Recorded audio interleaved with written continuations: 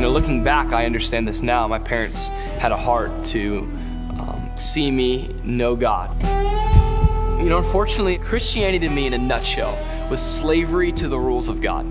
It was nothing that gave me passion or purpose. It was just a list of, do this and God will be happy. Don't do this, don't see rated R movies, don't cuss, don't this, and God will like you. And so now I'm in this, because I love skateboarding, I'm in the skateboarding culture with these kids who, they can do whatever. Their parents don't care what they do. For me, a kid growing up in the church, it's like, I want that freedom.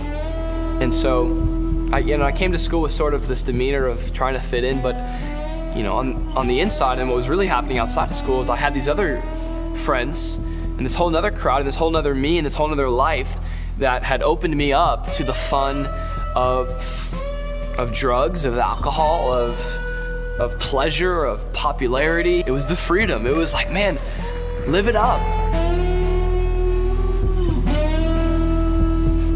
It was 2005 that my parents were out of town and they got a phone call from the Boca Raton Police Department saying that they have their son, Andrew Lundy. It was like, what? Andrew?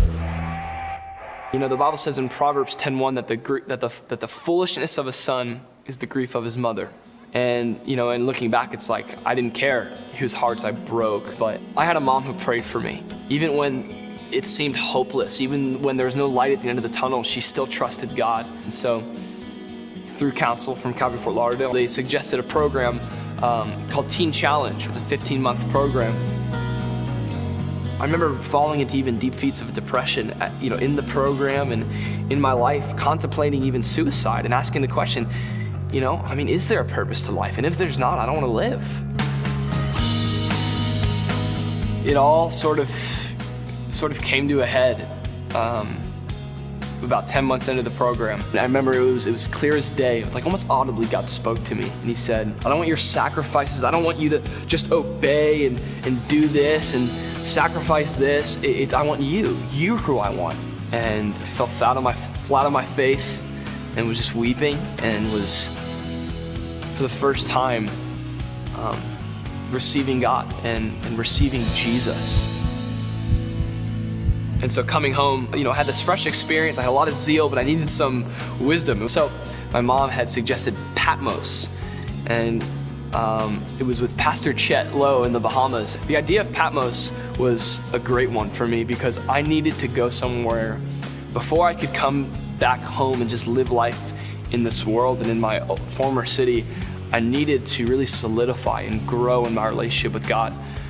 And while I was down at Patmos, I got word that my best friend, from the world, someone who was still living for the things of the world, had died.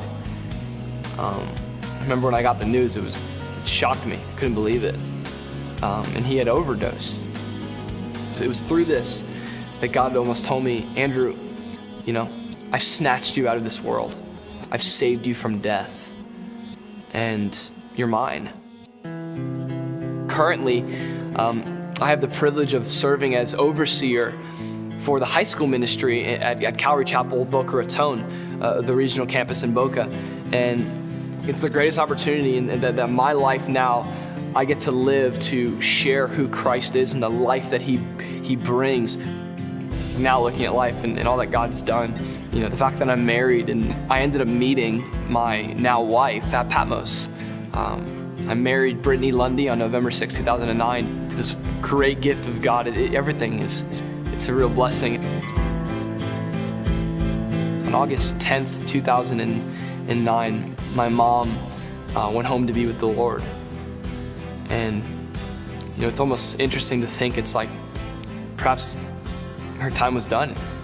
And God had her here, and her finishing off her mission was to love on me and to pray for me and to be a mom who didn't give up on her son, and she didn't, and she prayed for me.